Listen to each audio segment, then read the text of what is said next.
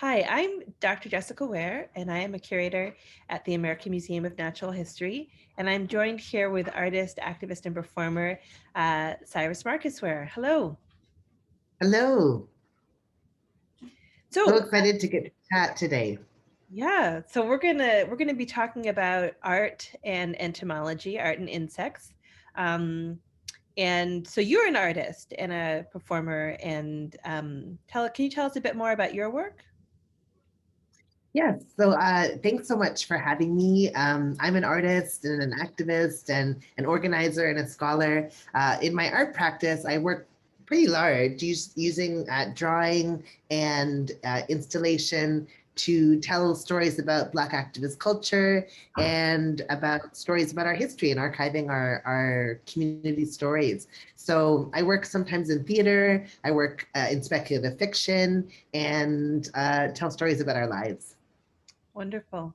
Well, so I'm excited that we get a chance to kind of talk about how insects are kind of being used across all of these art disciplines. I mean, insects are really, well, you can see even behind me, I've got insects kind of decorating my home. Um, that's kind of the theme, the decorative theme that I've chosen for my home.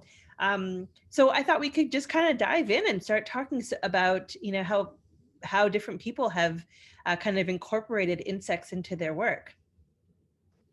Excellent. So I have actually had the good fortune of being in exhibitions with artists who work with insects as their sort of subject matter to explore everything from borders and migration to citizenship and similar issues. So I'm excited to talk about some of the artists that I've encountered that use insects in their work or who tie their work to entomology. So we'll get a chance to explore. So, what type of, so for those of us who aren't necessarily, who are maybe more on the entomology side, who are kind of getting into, trying to include insects, drawings of insects or artwork into our science, what types of tools do you think someone needs to get started? How do you usually start? Where do you get your supplies from? I know you mostly work with graphite. Um, I largely work with pencil and paper, so very simple materials, materials that many people have in their homes. So I will use a regular size pencil, even though I do giant drawings. People often ask me if I thus have giant pencils, but they're regular pencils.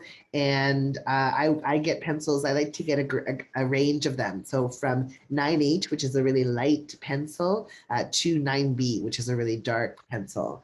So it goes between hardness and softness. But that allows you to get a range of shadows and gradations, particularly if you're drawing insects and you want to get some of the nuance. It would be good to get a range of pencils that are hard or soft, light or dark, to give you a bit of a range. And then I just draw on regular paper. So the paper that I use is Fabriano. It comes in different weights, but you could use any paper. You could use printer paper. That works well with pencil and graphite. It takes pencil and graphite quite well. There's also some fun things you can do with colored paper. So getting a Mayfair paper or something like that in a pink or a blue or a yellow to give you a bit of a base color, and then maybe working with some Conte, which is sort of like almost like a hard chop that you can get in a variety of different colors that can help to bring out some of the colors in some of the insects that you might want to draw. And Conte and paper again are really cheap, really easily accessible materials. You can get them at any art supply store, but also at a lot of even just business staples and that kind of places, business stores will have Conte and paper.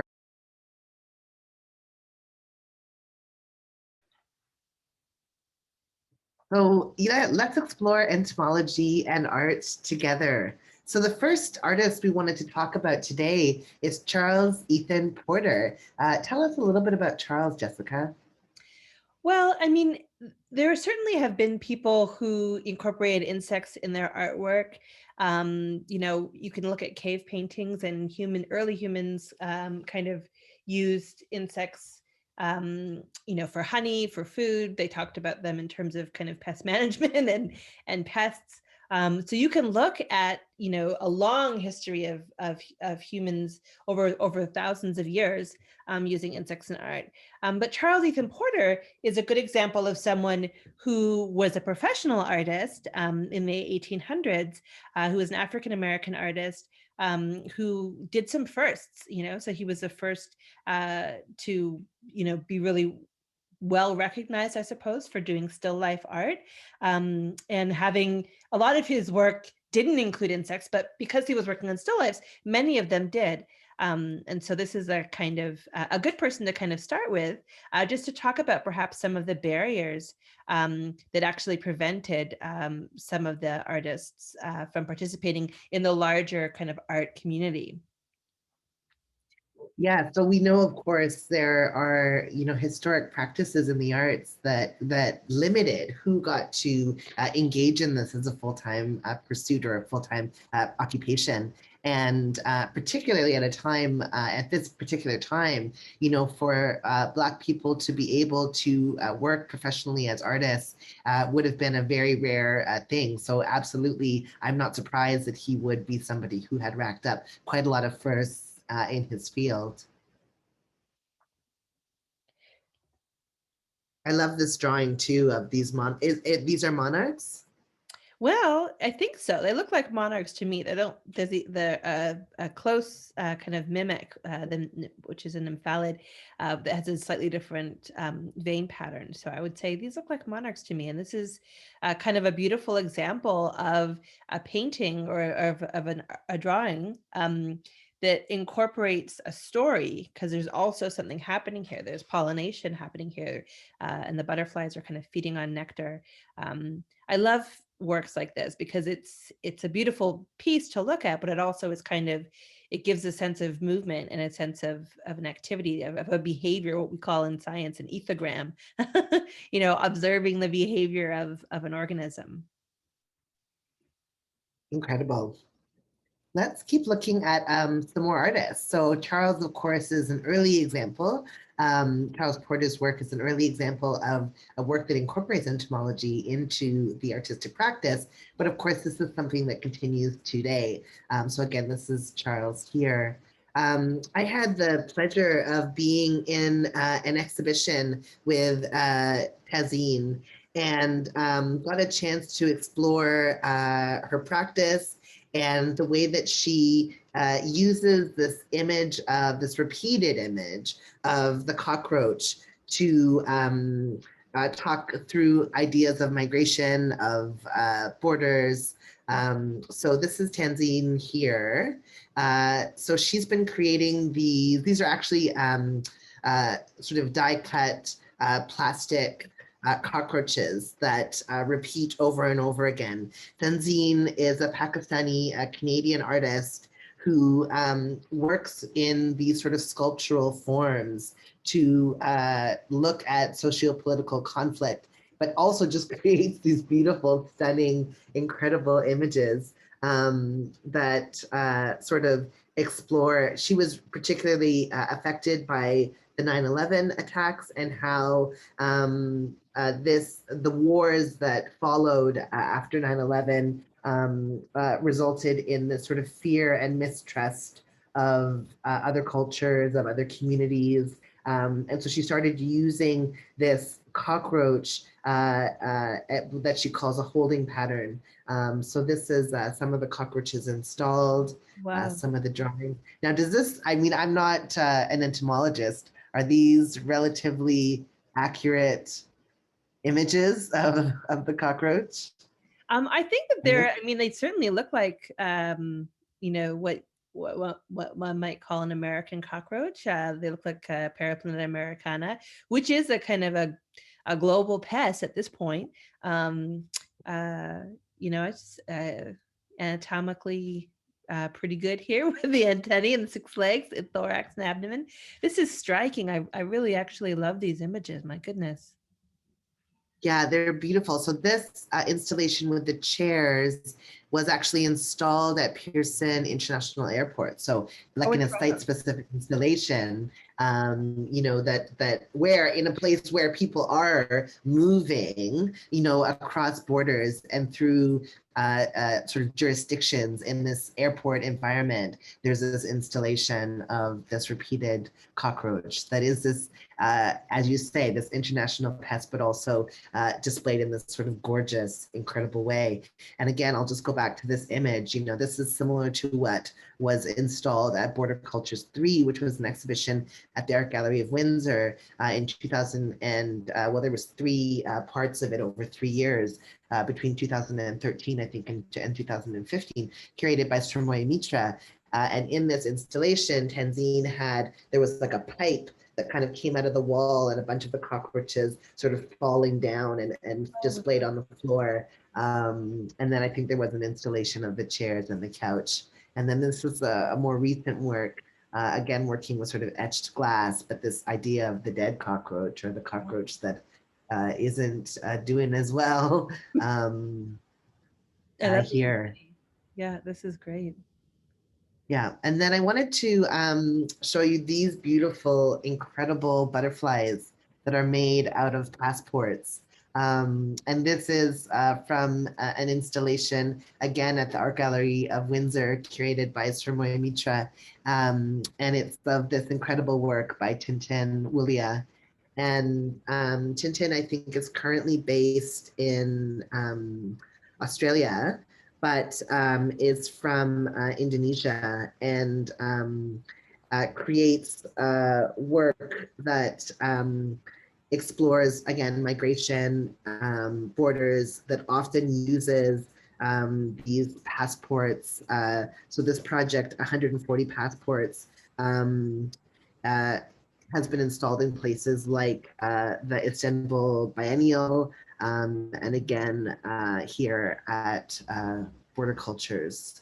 So you can see the passports here, and again, they're sort of flying, these butterflies that sort of migrate through the gallery, and they're sort of color-coded with these images.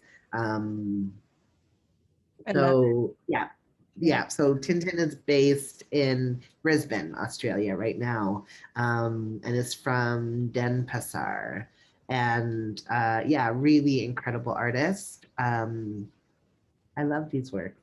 Yeah, that's a So great it's a bit of an I like the idea of using insects to kind of talk about migration. When we think about kind of global migrants, we often think of things like dragonflies, butterflies, of pest insects like cockroaches, that really, like Paraplaneta, which really, they're cosmopolitan, they're everywhere, just like, it kind of follows many of these migrations, although not monarchs, but many of these migrations kind of follow, like cockroaches really do follow human movement, transoceanic commerce and what have you. And so I think it's kind of interesting to have this beautiful, butterflies are beloved compared to the earlier artwork you showed of the cockroaches, which are, cockroaches tend to have elicit a negative visceral reaction. So this is great. Beautiful. Yeah. So I wanted to show this work. Oh, and I think actually in the back of this photograph, you can actually see, I don't know if you can see my cursor, but you can see the cockroaches coming out of the pipe. Yeah. Just pouring into the gallery from Tenzin. This work is a video work, and it was created by Pete Collins, who was an activist and organizer who was a prisoner. So he was in prison in Bath Institute and was a prolific artist. So he created cartoons primarily through this cartoon series that he had called Bound and Gagged, but he also sometimes created audio works and video works that explored the experience of solitary confinement, the experience of the prison industrial complex, often using insects to tell a story. So this video is of a fly that is in a jar, and I'm just going to play a quick section of it just to show you.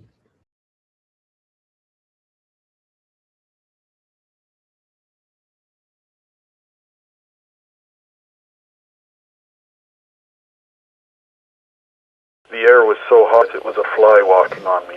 I was greedy for human touch, so I closed my eyes and pretended it was her fingers. I tried to stay perfectly still because I didn't want to frighten the fly off and be left alone.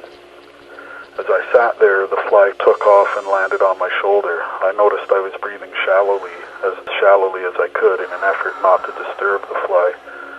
On some level, I realized that this may be considered by the officials, or almost anyone, as strange behavior, but I didn't care what they might think. The world was so far away that nothing mattered.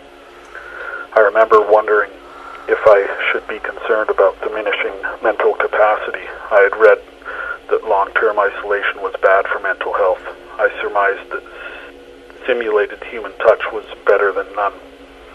As I share this story now, I realize that this may be the first recorded symbiotic relationship between a fly and a human. The fly was getting nourishment from the salts and minerals in my sweat in exchange for allowing me to enhance my dreams with simulated human touch and thereby possibly avoid isolation-induced correctional dementia. I found myself trying to stay very still so I wouldn't frighten the fly away. Whenever I was let out of my cell, I would try to catch more flies and bring them back to my cell, my eyes constantly scanning for flies. No matter what I was doing, if a fly landed on me, I would instantly become still and let them walk around. From time to time, my limited landscape was void of any flies, and whenever there were no flies to accompany me, I felt prison's loneliness more profoundly.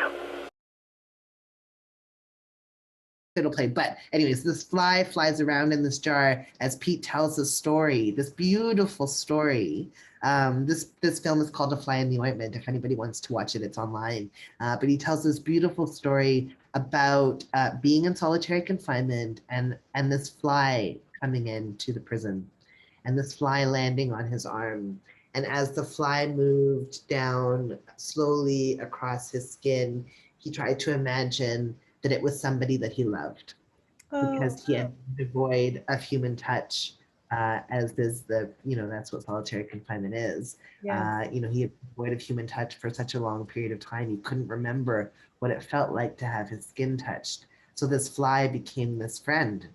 And so this film is about this longing for touch, and of course how violent solitary confinement is and absolutely should be abolished. But this film tells the story by having this jar of this imprisoned fly that is sort of flying around until the end of the film. It's quite beautiful. It's so interesting when you think about using something like, a fly, which often, humans have for for as long as there have been humans have been swatting flies away, and we often tend to think of things that them as things we don't really want to crawl on us. So that's kind of interesting to have it turned 180 degrees to being this welcome example of another life with you in this isolated experience. That's really interesting. And ever since I saw this video, I have had a different reaction when a fly lands on me in the summer. So you can imagine those hot summer days where you're sweaty and sticky, and it's just, flies love to land on you and just kind of, what are they doing? Are they licking your skin? What are they? Flies seem to just be like all over they want to be on you when you're sweaty and sticky. And I normally would be like, ugh, get away. A dipterist someone who studies flies would say, there's so many thousands of species of flies, and each one's they might be doing something slightly different. So mosquitoes might be kind of probing your skin with these stylets, because females require a blood meal before for her to lay her eggs. But if it's something like a tabanid, like a horsefly or a deer fly, they have kind of rasping mouth parts, and they do kind of dab mucids, like their houseflies. Housefly. I think houseflies are mucidy, and they have these actually, that's a good segue. Speaking of flies, there, the morphology that's shown in that movie, The Fly, with Jeff Goldblum. That's right. It's not terrible. I mean, I don't know. I'm not a dipterist, so maybe the dipterists in the audience, people who study flies, might disagree. But if you look at the mouth parts of that fly, they're not dissimilar to what you would see if you looked at a rare microscope, I suppose, where there is kind of like a dabbing, sopping up style mouth part that kind of that poor unfortunate Jeff Goldblum's character ends up with at the end. Right.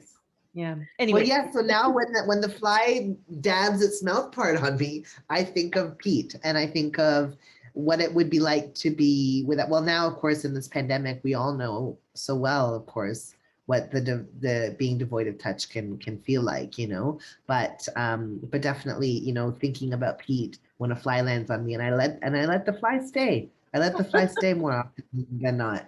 But it's interesting you mentioned the fly in, you know, just as an example of also how insects are portrayed in popular culture, like in large scale artistic practice, like a movie, like a multi-million-dollar movie like The Fly, which, you know, presupposes a future world where somebody is able to teleport from one place to another. And in an experiment, he does just that, but accidentally a fly gets in the machine with him. So his DNA gets mixed with the fly DNA, and he starts to turn into a fly. I'm sure that, again, I don't know if the scientists in the room are thinking, oh, very realistic, but I loved it. But it's just interesting how it also makes me think of that film. I think it was called Lucas or Logan. What was that film from the 80s where there's a young boy and he's sort of really into science and he studies moths, and he is sort of bullied and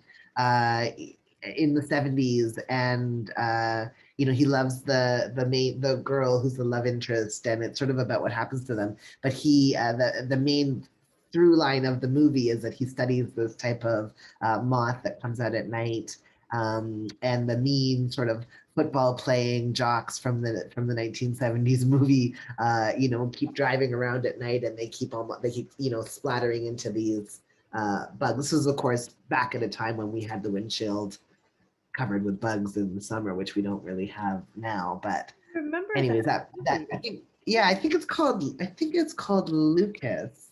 I'll look it up, but anyways, it tells that story of a young kid who loves bugs, who I who always who think you root for. Well, when I think of entomology in movies, I always think of Silence of the Lambs because they do have two characters that are entomologists in that movie. Um, and they're kind of portrayed as, you know, maybe not the most sympathetic characters, but anyways. So I work mostly in drawing portraits of people. That's been primarily my practice, but I too have tried my hand at drawing an insect, or drawing insects. So this is a drawing of an Aeshna dragonfly that I drew or painted rather for my niece Aeshna when she was born. And I tried to, you know, get the wing venation as accurate as possible. I don't know about the color. I was very experimental with the color, but tried to tell the story of this beautiful little dragonfly.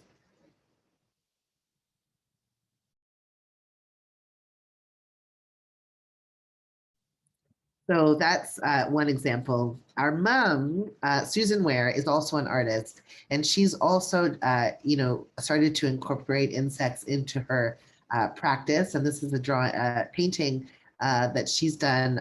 What kind of dragonfly is this?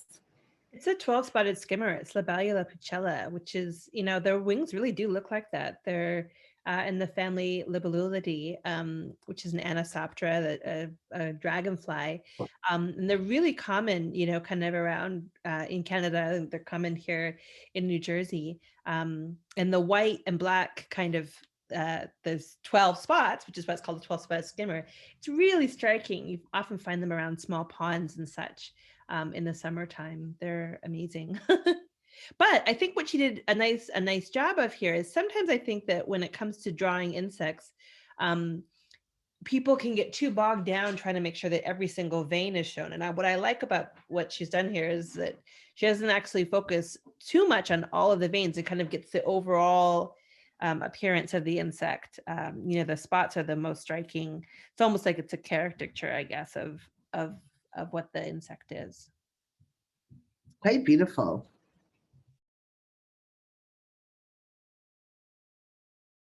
And then you have collected quite a lot of artwork that it includes insects in it. And I know we've got some pottery here, some examples of posters, stained glass work, textiles.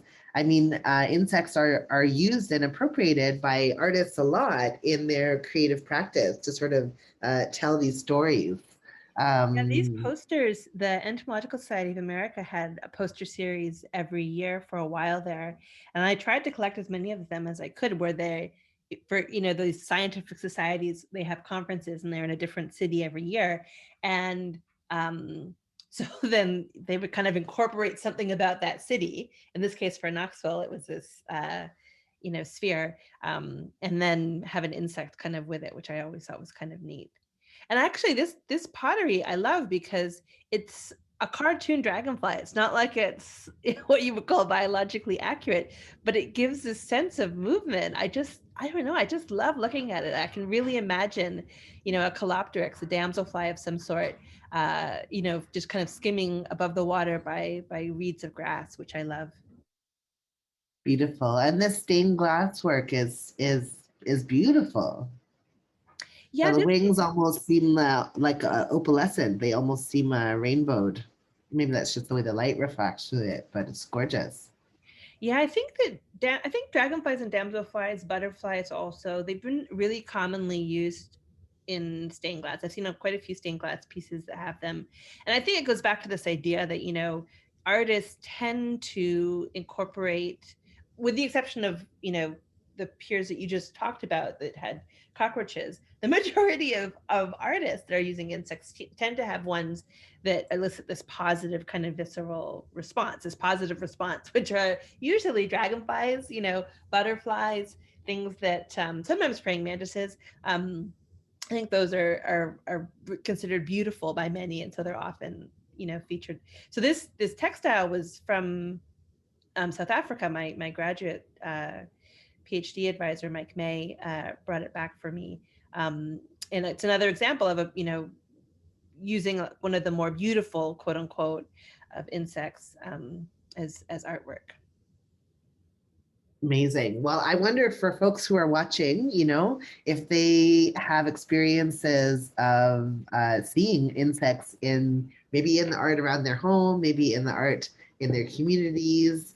So I encourage folks to go and take a look at where insects are showing up in the creative works that they have around them. And for the artists who are watching, maybe this is a little bit of inspiration to try to incorporate a little bit of entomology into your practice because it can help you to tell some big stories about what's happened on this planet and people moving and how migration has played out.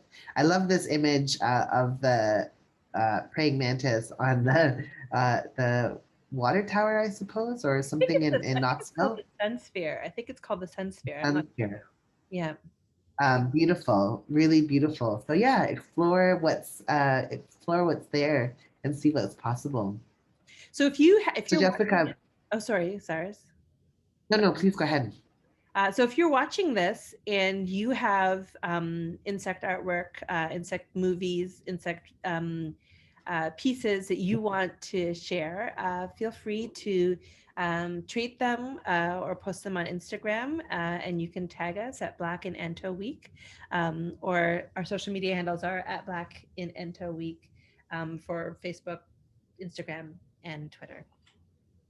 Amazing. Jessica, it's been amazing to get to chat with you today. I'm so looking forward to more of the Black and Ento events this week. This is so incredible.